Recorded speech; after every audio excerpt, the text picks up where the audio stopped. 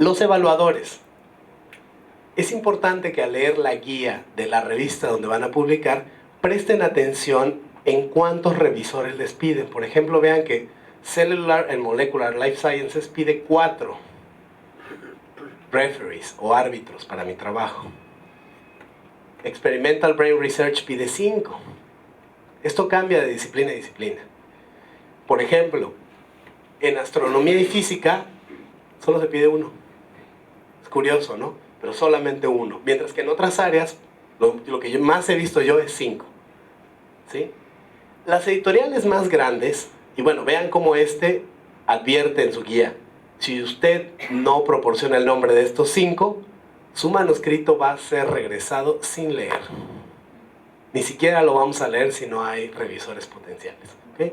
¿Qué es lo que hacen las editoriales? Bueno, las editoriales que van iniciando, que tienen pocos años trabajando, pues van a recibir el artículo y se lo van a mandar a los 4 o 5 que ustedes recomendaron para que lo revisen. ¿Okay?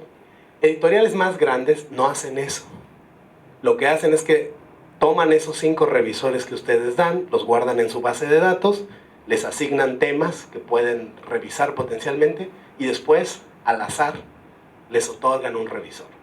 Es decir, el que yo recomiende a alguien no quiere decir que necesariamente me vaya a leer esa persona. Así que de nadie sirve recomendar al compadre. ¿Okay? ¿Dónde puedo encontrar a un par que lea mi trabajo de una manera correcta? Pues en sus lecturas. Esa es la primera fuente. Si hay gente que yo leí, en la que me basé para hacer el trabajo, pues es un maestro nato para mí.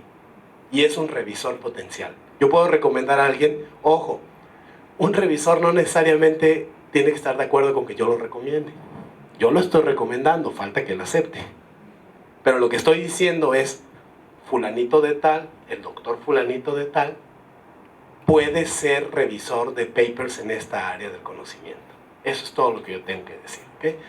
Las conferencias internacionales también son un punto bueno tanto para hacer conexiones profesionales, por supuesto, como para encontrar revisores personales.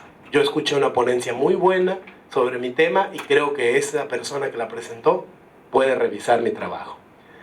¿Deben ser de alto nivel los evaluadores? ¿Un premio Nobel quizá? Pues no. Jamás va a tener tiempo para leerme. Seamos honestos. Hay que buscar investigadores de nivel medio, con cierto nivel de expertise, que no necesariamente se acaben de titular hace 2 o 3 años, pero que no tengan un nivel de responsabilidades tan alto que va a tardar mucho en leerme. Eso va a demorar la publicación de mi propio trabajo. ¿Qué deben evitar? Colaboradores, coautores de los últimos 5 años. Compadres, le podría yo aquí. ¿Okay? En automático son descartados para revisarlos a ustedes. También se recomienda evitar investigadores de su misma institución.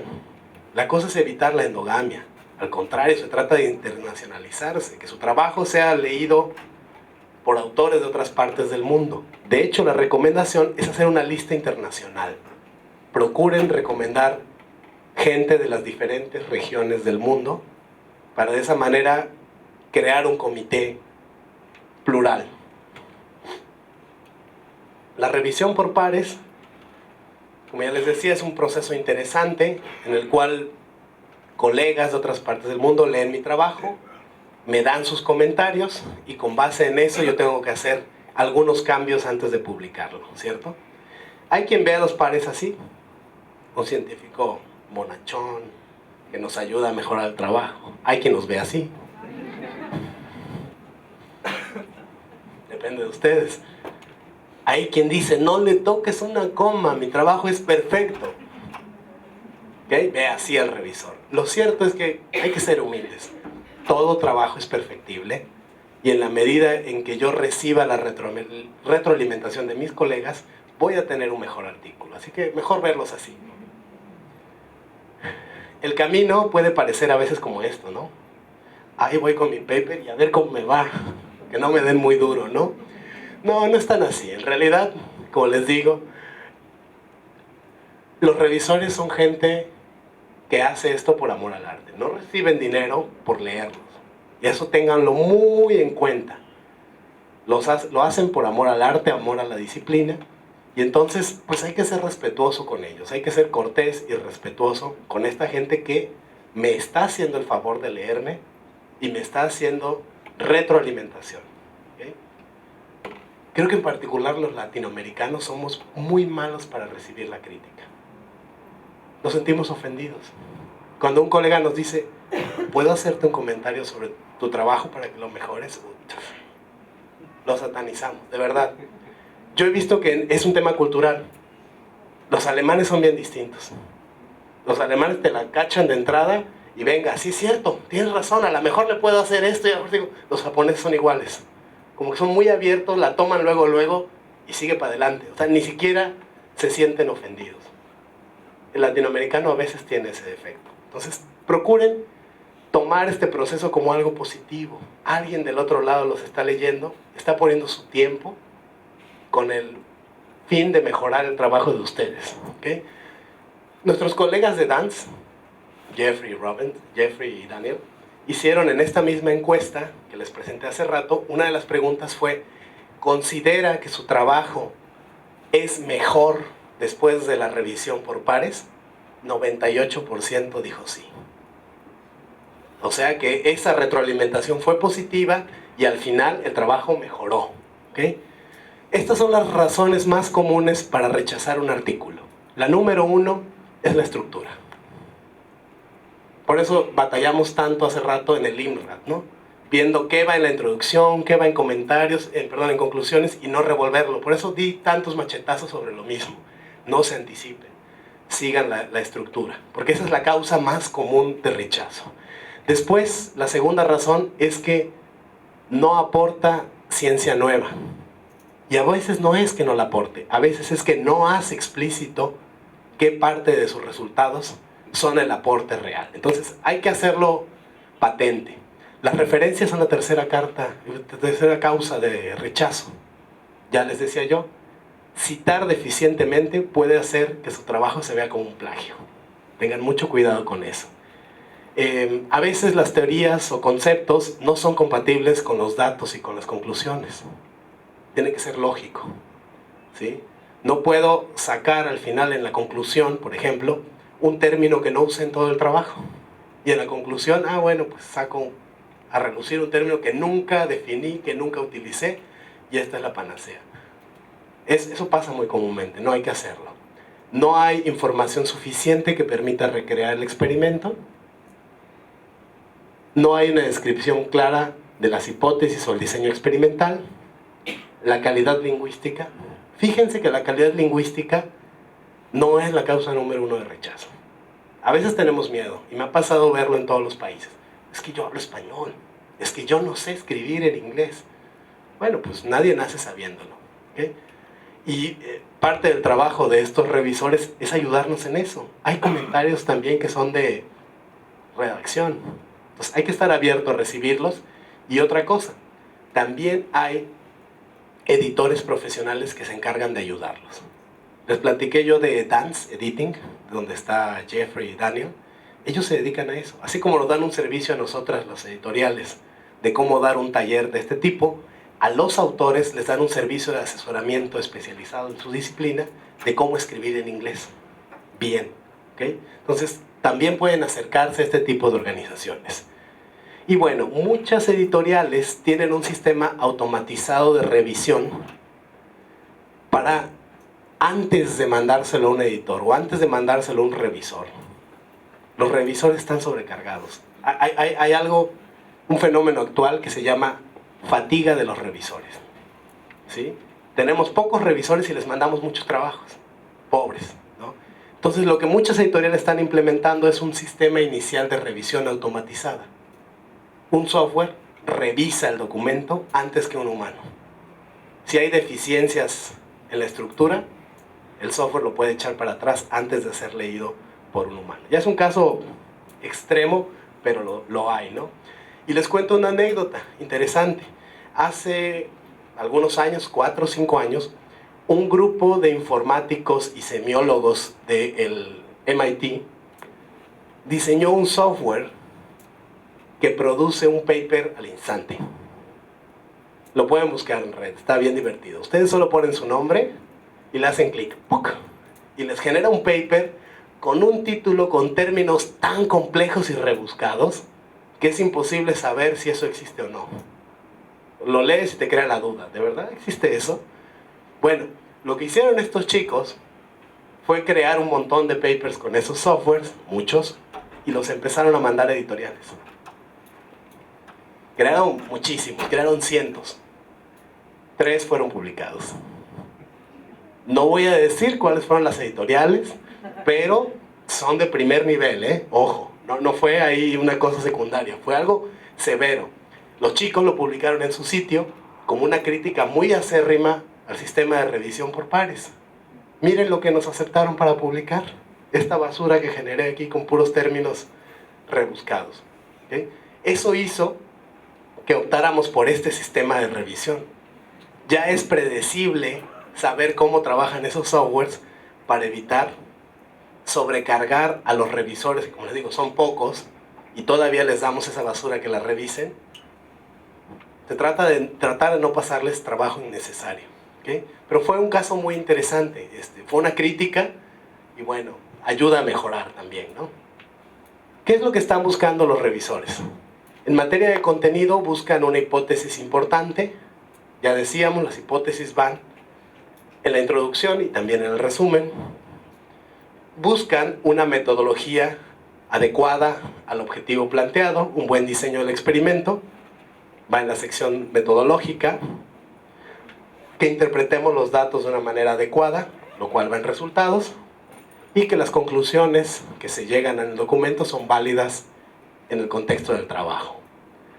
En materia formal, buscan que la información fluya lógicamente, ya lo decíamos, que los pensamientos estén claramente expresados, que el manuscrito tenga un formato adecuado, que tenga referencias completas y correctas y por lo tanto que sea altamente legible. Y les comparto este diagrama, publicó hace algunos años un bibliotecario, este diagrama del proceso de publicación. Muchos de ustedes, los más experimentados aquí, no me dejarán mentir, cuando empezaron no sabían muy bien qué pasaba del otro lado. Era casi como soltar mi paper en un hoyo negro. Y a ver a dónde va a salir, ¿no? No nos dieron un diagrama como este al principio para entender todo el proceso y para entender sus fases. Esto hubiera sido muy útil. Por eso les digo, para los que van iniciando es muy útil conocer todo esto previamente y no empíricamente. Hay 3 partes: autor, editor y revisor. El autor empieza enviando un paper al editor. El editor revisa si cumple con los requerimientos básicos de forma. El editor no se mete a ver contenido. Él no es quien, ¿no? Él es editor, él no es neurólogo, psicólogo, etc. Él solo edita. Si cumple con los requerimientos válidos, asigna un revisor. Si no cumple, lo rechaza. ¿Okay? Y lo manda de nuevo a que lo vuelvas a revisar. Entonces, hay veces que ni siquiera llegas al par, no llegas al revisor. El editor te dice, está mal, le falta mucho en términos formales. ¿Okay? Bueno, pasó la primera fase. Formalmente está adecuado. Es asignado a una serie de revisores. Ya vimos que según la disciplina puede ser 1, pueden ser 5. Estos dan sus comentarios después de leerlo. El editor recibe todos los comentarios y los compila. ¿Sí? No se los pasa tal cual, porque puede haber cosas repetidas. Incluso el editor puede tomar decisiones. Si los comentarios son menores y meramente formales, quizá lo pueda pasar. ¿Sí? Si es mínimo. Pero lo más seguro es que no. Lo más seguro es que lo regrese con los comentarios para que hagan una segunda versión con base en esos comentarios y después lo devuelvan y digan, ok, cambié estas cosas y otra vez vuelva a pasar. Normalmente en la segunda ya pasa a publicación, pero puede pasar a una tercera ronda. Si el editor no se siente con todos los argumentos necesarios o que no está satisfecho de que se hayan atendido los comentarios de los revisores, puede volverlo a pasar a revisión y ahí va de nuevo. ¿Okay? Pero no, lo más común es que en la segunda ya pueda pasar. Por lo tanto, hay una carta de respuesta. La carta de respuesta es la que el autor elabora para dar la segunda versión.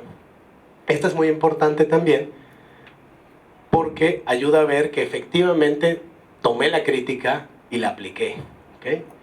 Es importante que en la carta de respuesta digan en esta segunda versión qué cambios hicieron y que sea fácil identificar los cambios, ya sea que pongan los números de línea y página, que resalten con otro color la fuente o que resalten el texto, lo que ustedes gusten, pero que sea fácil darle una segunda revisión con base en los comentarios, ¿sí? Ya no obliguen a que otra vez tengan que leer todo el texto y a ustedes mismos no les conviene.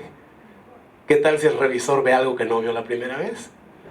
A todos nos ha pasado con la tesis, ¿no? Ay, si esto ya me lo había probado, pues lo volví a leer y no, va para atrás otra vez.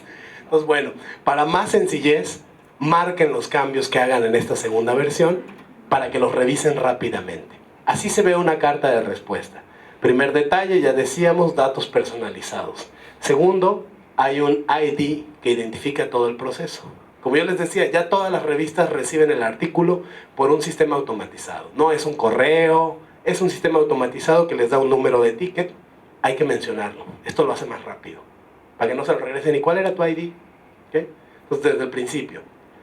Cosas importantes a mencionar. Bueno, pues, número uno, ser cortés con los revisores, ¿no? Vean lo que dice aquí. The reviewers' comments were highly insightful and enable us to greatly improve the quality of our manuscript.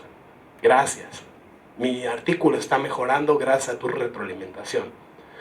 Y después se dice muy claramente los cambios, ¿sí? Las revisiones en el manuscrito se muestran con texto remarcado, ¿sí? En concordancia con el primer comentario, el título ha sido revisado y el manuscrito entero ha sufrido edición sustancial de idioma inglés. ¿Okay? Y entonces ya vamos a ver en el texto qué cambios se hicieron. Hay ocasiones en las que ustedes aceptan lo que el revisor les está diciendo. Y hay ocasiones en que no lo aceptan. También se vale decir no. Lo importante en una u otra es argumentar. ¿Okay? Vamos a ver el mismo comentario y dos respuestas diferentes. Una donde acepto y otra donde no acepto. Vean el comentario. Dice el revisor que en el análisis de datos se escribió una función de regresión que en su opinión está sobrada para analizar la información. Una función gaussiana hubiera sido mucho más fácil y sencilla para esto. ¿Okay? En este caso, los autores están de acuerdo y responden, estamos de acuerdo con la sugerencia del asesor. Por lo tanto, hicimos los siguientes cambios. ¿Okay? Y usamos la función que nos dice y los cambios se muestran aquí. ¿Okay? Final feliz. Caso opuesto. Es el mismo comentario arriba, pero no estamos de acuerdo. Se vale, pero hay que decir por qué. Y eso no implica que no deban hacer cambios. Vean que si alguien, un par de ustedes, le motivó a hacerles un comentario es por algo. Sean sensibles a eso. A lo mejor su trabajo no es tan explícito como ustedes quisieran. Entonces, aún en el caso de que rechacen, deben hacer cambios, precisamente para argumentar contra ese rechazo. En este caso, dicen los autores, ciertamente una función gaussiana simple hubiera facilitado la comparación con resultados de estudios previos. Sin embargo, nuestra función personalizada permite el análisis de datos en términos del modelo Smith. Cita. ¿Okay? Está diciendo por qué usó esa función y no otra. Dando una cita que le da autoridad. Y aún así dice, hemos introducido cambios. Ahora explicamos el uso de esta función en nuestra sección revisada de discusión. Es decir, estoy explicando por qué usé esa función y no otra. Entonces sí hubo un cambio. Aunque yo sigo firme en lo que dije inicialmente, sí hubo un cambio para que futuros lectores que puedan tener la misma inquietud que tuvo el revisor, tengan una respuesta. Entonces vean cómo de una u otra manera el documento mejoró, porque está anticipando a las posibles respuestas y cuestionamientos de otros lectores. ¿Okay? La mayoría de los manuscritos son rechazados la primera vez. Esto ténganlo en cuenta y no se desanimen si los rechazan.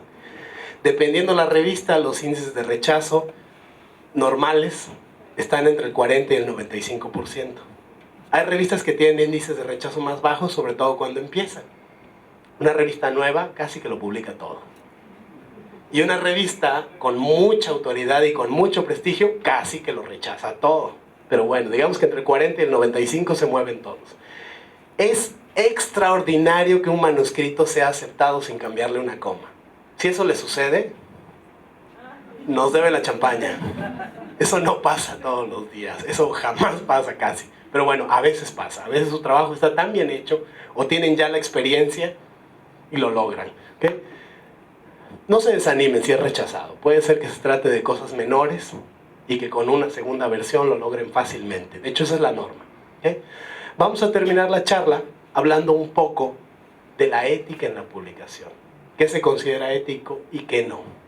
En realidad me voy a enfocar más en qué no se considera ético para que no lo hagan. El primer comportamiento no ético que vamos a revisar es la manipulación de resultados o la fabricación de resultados. Antes de leerles este texto les voy a hablar de un caso de divulgación que quizá conozcan. ¿Se acuerdan que hace algunos años en redes sociales empezó a circular unas fotos de cristales de hielo que supuestamente habían sido logrados por un investigador japonés, Masamoto creo que se llamaba? Él ponía agua en diferentes frascos y a cada frasco le ponía un ideograma distinto y le proyectaba una emoción distinta. Un frasco tenía la emoción amor y él le hablaba cariñosamente mientras se congelaba. Otro frasco tenía el ideograma ira y le gritaba, y así sucesivamente. Y lo que él presentó es que cuando le decías amor salía un cristal lindo, bonito, y cuando estabas enojado salía un cristal todo roto y mal formado. Mucha gente se impactó con eso, ¿no? Suena muy tremendo. Cuando alguien científicamente quiso replicar el experimento de este señor, encontró que en todas las botellas estaban presentes todas las formas de cristales y que no había una relación considerable que pudiera decir, siempre que le hablas así va a aparecer este cristal. Lo que este señor había hecho fue preseleccionar las imágenes de acuerdo a su hipótesis previa. Eso es fabricación de los resultados. Manipular, seleccionar las imágenes para que el resultado se acople a lo que yo previamente ya había dado como una hipótesis. Es el camino erróneo de trabajar científicamente. La hipótesis es solo una brújula en el camino que puede cambiar. Déjense cambiar si es necesario. No se aferren a su hipótesis de tal suerte que lo cambien todo para que cuadre con la hipótesis. Eso es fabricación de resultados. Llevado al ámbito de los journals, pues el hecho de modificar una imagen, cambiándole colores, agregándole puntos, etc., puede ser grave, ¿sí? Aquí este autor hizo la misma imagen volteada, pero modificando los colores, agregando filamentos, ¿sí? Vean, esta es diferente a esta. En fin. Los editores, cuando descubrieron que además, bueno, que había sido un plagio, pero además una modificación de la imagen original, hicieron algo bien interesante. Esto fue publicado en un journal que se llama Life Science de Elsevier, que tiene un altísimo factor de impacto. Normalmente cuando una editorial se da cuenta de un caso como estos, lo que hace es quitar el artículo. Y ya. Elsevier hizo algo distinto. Lo dejó ahí y le puso plagio en letras grandototas. Entonces el artículo sigue allí y bueno, no sé si el autor se cambió de nombre o qué hizo, porque desafortunadamente pues es una cosa seria, ¿no? Entonces, ojo con estas cosas, ojo con hacer estos atajos que pues, suenan bien. Muchas veces como estudiantes, pues uno dice, bueno, con esto pasa rápido y vámonos. Pero años después eso puede tener una repercusión seria. Entonces tengan en cuenta que eso puede pegarles años después. Otra práctica no ética es la publicación redundante. Básicamente se trata de mandar el mismo artículo a 2 journals. Ya lo habíamos dicho, si lo mandan a 6 y les publican 2, están en un problema. ¿Okay? Hay mucha gente que se le hizo fácil, pues le doy una cambiadita y lo mando a otro. ¿no? Le cambio el título, le cambio el abstract y lo mando otra vez. Bueno, todas las editoriales tenemos una serie de convenios atrás que nos permiten compartirnos la información. Entonces, antes de revisarlo, vemos si no lo ha revisado, si no lo ha publicado otro. ¿Okay? Entonces, de entrada van a decir, bueno, esto es un plagio. Y ni siquiera lo van a revisar y se los van a regresar. No, tanto como nunca más los van a aceptar, es muy drástico. Pero bueno, no se los van a revisar. Pero si llegasen a revisárselos, la cosa no acaba allí. Hay un grupo bien interesante que se llama Retraction Watch.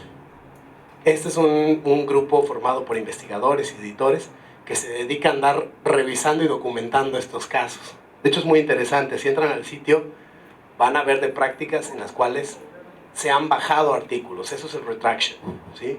Buscan artículos que no tengan, que a pesar de que ya se publicaron, quizá por error, quizá por trampa, deben retirarse. Eso es lo que hace Retraction Watch. ¿Okay? Cuando se ha publicado una parte del trabajo, por ejemplo en una conferencia, se vale que ustedes digan, ok, ya publiqué una parte, pero estoy agregando algo nuevo, algo considerablemente novedoso y vale la pena una segunda republicación. Se vale y hay que decirlo en las declaraciones iniciales. Debe decirse. ¿Okay? También se vale que ustedes traduzcan al inglés un trabajo que previamente publicaron en español. También se vale, solo que hay que decirlo. ¿Okay? Yo ya publiqué ese trabajo en inglés, pero que considero que para llegar a un público más amplio necesito publicarlo en inglés, por eso lo mando. También se vale eso. ¿Okay? Problemas de autoría. Hay una serie de prácticas no muy éticas en torno a los autores. A este fenómeno lo llamamos autoría fantasma, cuando se omite uno o más investigadores que participaron del trabajo y no lo mencionamos como autor. Lo contrario es la autoría de cortesía, cuando incluimos autores que no participaron activamente en el trabajo. Aquí hay un tema severo en nuestras sociedades y en nuestras culturas latinoamericanas.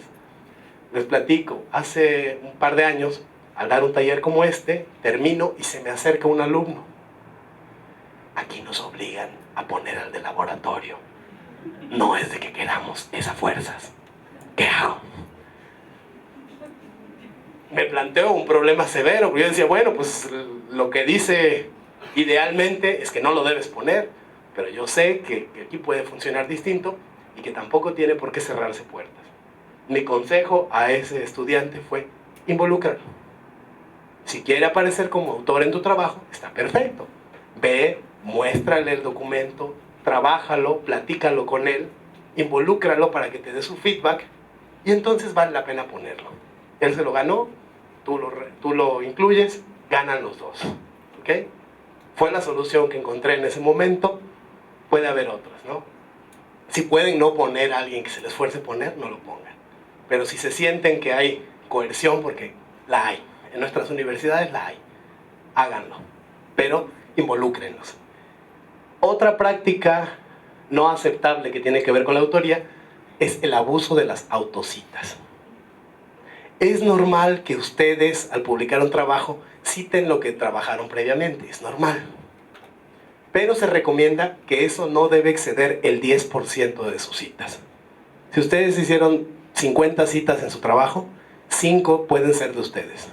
No pueden citarse todos ustedes. ¿Cuándo va a avanzar la ciencia? Yo solo me leo y me cito y olvídenlo, ¿no? Entonces, ojo, no se excedan del 10%. Y lo otro que les decía, el rol, el orden de los autores debe acordarse desde un principio. ¿Quién va a ser el de correspondencia? ¿Quién va a ser el principal? Hay que definirlo desde el principio para que no haya problemas futuros. ¿Okay? Todos claros en quién es el que va a tener ese peso superior. Comentarios. Es preciso reconocer a quien apoyó el proyecto, pero eso no lo convierte en autor. Les decía, al final de un artículo pueden poner una sección de reconocimientos y agradecimientos. Se vale. Eso no los convierte en autores. El que les hayan abierto las puertas de una relación, les hayan facilitado fondos, etc., no los hace autores. Los autores deben contribuir sustancialmente. Hay toda una discusión actualmente al respecto de esto, por lo que les platicaba, de estos artículos que tienen 300 autores. ¿Qué es lo que pasa? Imagínense, este artículo que les platicaba que tiene 6 páginas de autores. Al año tuvo más de 2000 citas. Pues claro, todos lo citaron cuando publicaron, otra vez lo publicaron. Entonces fue una cosa tremenda. ¿Y qué es lo que esto provocó? Provocó que una pequeña universidad que no tenía ningún otro paper publicado, cuando se analiza que solo tenía un autor, pero con 2000 citas, la puso por encima, en términos numéricos, de las universidades más importantes. Entonces, esto cambió. Claro, porque por la afiliación y por la cantidad de citas por documento. Los mandó hasta arriba, ¿no? Y lo cierto es que no era así, solamente publicó un artículo en la universidad, ¿no? Esto pasó. Entonces, actualmente se está discutiendo mucho esto sobre cómo deben considerarse los autores, cuándo sí y cuándo no. Este artículo lo consulté en marzo de este año y me pareció una historia digna de compartirse. El doctor John Matson, editor en jefe y profesor de la Universidad Estatal de Luisiana, acumuló en 30 años de carrera la nada desdeñable cantidad de 800 artículos en revistas de alto impacto. ¡Wow! Alguien se puso a revisarlo. ¿Y qué fue lo que encontraron? Bueno, este señor, que tenía un índice H de 59, tenía 55% de autocitas. Una de cada 2 citas era del mismo. Desde ahí empieza una mala práctica. Pero el acabose fue cuando encontraron que algunos de sus artículos habían sido aceptados en 24 horas. Estamos hablando de revistas que tienen un proceso de arbitraje de doble ciego. Nos quieren hacer creer que en 24 horas el editor recibió, revisó el documento, lo envió a 4 autores en el mundo, recibió los comentarios, lo corrigió y lo recibió de nuevo. ¿24 horas? Obviamente es imposible. Cuando esto se dio a conocer, el señor Matson renunció a su cargo de editor, obviamente. Y en el Journal Citation Report se retiraron sus trabajos. Entonces vean las consecuencias que este tipo de prácticas pueden tener. El señor llevaba 30 años haciéndolo. Pues aún así puede haber consecuencias. Y la última, la reina de las prácticas no éticas, el plagio. El plagio es un atajo que puede tener consecuencias funestas. Y si no, pregúntenle al presidente o expresidente de Hungría, quien en el 2012 tuvo que renunciar a su cargo en la presidencia por un escándalo que involucraba un plagio en su tesis de doctorado. Por cierto, era un doctorado en deportes. Digo, plagiar siempre es malo, pero plagiar en deportes. En fin, Schmidt se convirtió en el primer presidente de la historia en abandonar el cargo. Jamás un presidente en Hungría había abandonado el cargo, y fue por un escándalo de plagio. No solamente pasa en el mundo postcomunista. La ministra de Educación de Alemania, en el 2013, tuvo que renunciar por un escándalo de la misma naturaleza. Se detectó que había plagiado su tesis de doctorado. Ministra de Educación. Obviamente renunció al siguiente día. Y este es un caso que yo tuve muy cerca. Sucedió hace un par de años en mi facultad, Facultad de Filosofía y Letras de la UNAM.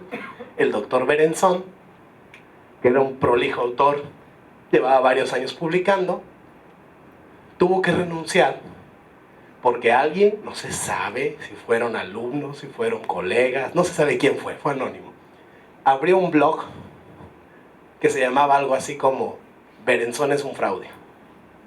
Y ahí ponían todos sus trabajos junto al trabajo original que había plagiado. Lo prepararon muy bien y cuando lo lanzaron a la luz fue un golpe. Fue un golpe y uno más que tuvo que renunciar a su cargo por un tema de plagio. ¿Okay? Entonces, mucho cuidado con esto. Estos que parecen atajos para hacernos la vida más fácil, terminan haciéndonos la vida muy complicada. ¿Okay? Procuren no hacer este tipo de prácticas. Pueden ser desastrosas y, como les decía, hay iniciativas entre las editoriales como Crosscheck, en las cuales detrás nosotros nos compartimos la información. Podemos saber si ustedes ya la publicaron en otro lado o si alguien más ya la publicó en otro lado. Así que evítense esas prácticas. Resumiendo esta plática, y con esto terminamos. Básicamente el interés, el objetivo de esta charla fue que ustedes tuvieran herramientas para seleccionar la revista más adecuada para su trabajo, presentar la información de manera lógica, comunicar sus ideas de manera clara en inglés, comunicarse efectivamente con los editores y a través de estos con los revisores, entender todo el proceso de revisión por pares y trabajar éticamente. Este es el objetivo que hemos perseguido con esta charla. Esperemos haber colaborado con eso. Les dejo por último, como les decía, esta presentación se las vamos a mandar a su correo electrónico. Les dejo una serie de recursos de apoyo.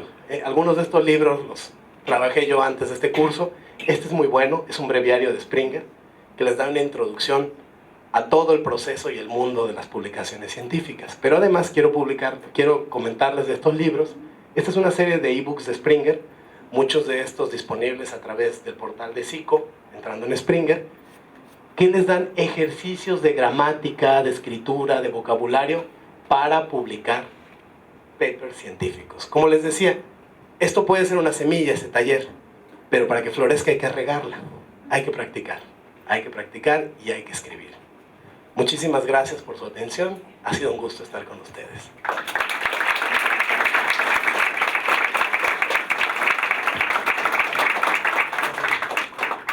Aquí también, perdón, está el link para los cursos virtuales que les estuve diciendo durante todo el curso.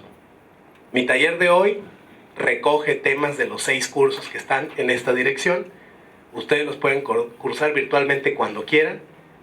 Al término del curso hay una evaluación. Si la pasan, y solo si la pasan, van a recibir su certificado como este. Si no, tienen que volver a cursar. Pero bueno, se vale. Entonces también se los dejo allí, y allí tienen mi correo electrónico también por si requieren algo más. Más bien es un comentario que actualmente cuando uno envía un paper a una revista, piden que uno explicite la colaboración de cada uno de los autores en ese trabajo. Entonces al final ponen, por ejemplo, LG contribuyó con la idea, el diseño metodológico de la investigación. Fulano de tal contribuyó con los análisis estadísticos. Fulano realizó la revisión bibliográfica, entre otras cosas. Entonces también uno tiene que tener en cuenta eso al momento de seleccionar la gente a la cual le va a colocar dentro de sus autores. Nada más. Gracias por tu comentario. ¿Algo más quieran agregar? Una pregunta. Mi advisor solía decirnos a nosotros los estudiantes de doctorado que es recomendable, quiero su opinión sobre esto, ¿verdad? Que es recomendable antes de enviar para publicación en un journal, mostrar los resultados en un congreso. ¿Cuál es su opinión al respecto? Estoy de acuerdo. De hecho, en ciertas disciplinas es vital hacerlo, sobre todo en disciplinas que cambian muy rápidamente y donde el tiempo es un factor. Es preciso hacerlo, es casi como marcar territorio, como decir yo estoy trabajando en esto y pronto voy a tener este resultado. Es vital. ¿Han escuchado ustedes casos de invención simultánea? El caso más sonado es el del teléfono, ¿no? Marconi y Graham Bell y no me quién más al mismo tiempo, con separación de un día, horas, ni siquiera fue un día completo, horas, presentaron ante 2 oficinas de patente el mismo invento. ¿Okay? Y fue todo un tema. Al final, de hecho, originalmente la corte falló por uno y después corrigió por el otro, ¿no? Con la radio pasó lo mismo, entre Marconi y Tesla. Tesla la perdió, pero a punto de morir, se revirtió y se le dio a Tesla. Tesla es el verdadero inventor de la radio, no Marconi. En fin, por ese tipo de cosas es muy importante que ustedes en un congreso delimiten. Yo estoy trabajando en esto y pronto voy a tener un resultado. Muy valioso el comentario de tu advisor y sobre todo en ciencias donde se mueve muy rápido la frontera. Quizá en ciencias sociales no sea tan importante. Ahí presenta hasta tener un resultado. Pero en informática, en genética, etcétera, tienes que hacerlo. Es vital. Si no te comen el mandado, como decimos en México. Pues, ahí hay otro. Sí, una pregunta. ¿Qué evalúan sustancialmente para determinar que hay un plagio? Porque por ahí se pueden hacer estudios similares, pero en diferentes lugares geográficos o lo que sea. O pueden coincidir, no sé, pregunto, ¿verdad? O sea, ¿qué se mide? Gracias por el comentario. Si fuera una coincidencia, la variable tiempo sería igual para los dos. Los dos publicaron al mismo tiempo. Ahí podemos hablar de una coincidencia o de un desarrollo simultáneo. Pero si hay diferencia de tiempo entre uno y otro, nos da que pensar en un plagio. Ahora bien, hay varias herramientas para detectar el plagio. La verdad es que casi todas son automatizadas. Entonces, lo que mide es similitud de texto. Entonces, pueden fallar y una acusación o una denostación de plagio puede no serlo, como les decía yo al principio. Si ustedes citan mal, puede parecer un plagio, porque no puse las comillas correctamente, porque no separé en cursivas el texto que estaba citando. Eso puede hacer, ante uno de estos softwares, pasar su texto como un plagio. ¿Okay? Lo que mide es eso, similitud con otros documentos previamente publicados, así de sencillo. Cuando hay una alarma, una alerta de esto, es que ya lo revisa una persona, un humano. Pero al principio es una revisión mecánica que solo ve similitud entre términos. ¿Okay? Pues aquí hay otro comentario. Bueno, muy buena tu presentación. Felicitaciones. Yo tengo una consulta sobre, usted había mencionado al inicio sobre las palabras clave.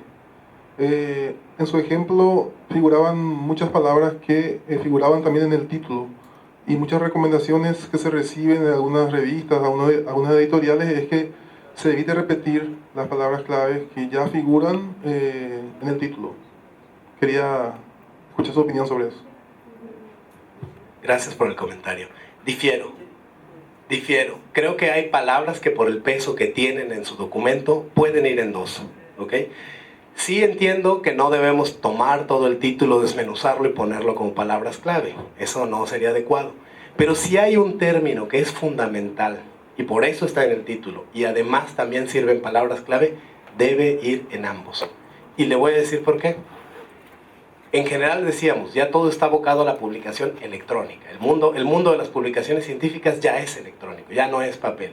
Bueno, en los campos, las publicaciones electrónicas, tienes un campo de keyword que casi siempre es un enlace para revisar más documentos, para relacionarlo con más documentos.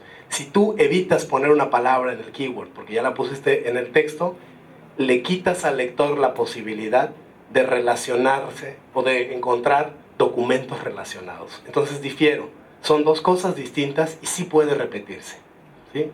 No hay que ponerlas todas, en eso estoy de acuerdo, pero si hay una que lo merezca por el peso que tiene, se vale. Bueno, pues vamos a dejar aquí. Si alguien tiene más preguntas, tiene mi correo. Quiero darle el micrófono a mis compañeras porque nos falta esta última parte que también es muy importante. Ellas les van a dar, brevemente les van a comentar, y perdón, ya las tengo ahí, ya están hasta entumeciéndose. Ahorita nos vamos a poner a hacer aeróbics antes de pasar por acá. Claudia les va a hablar del contenido que tienen ustedes disponible a través de Zico, y Carolina les va a hablar sobre cómo explotar ese contenido al que ya tienen acceso a través del portal.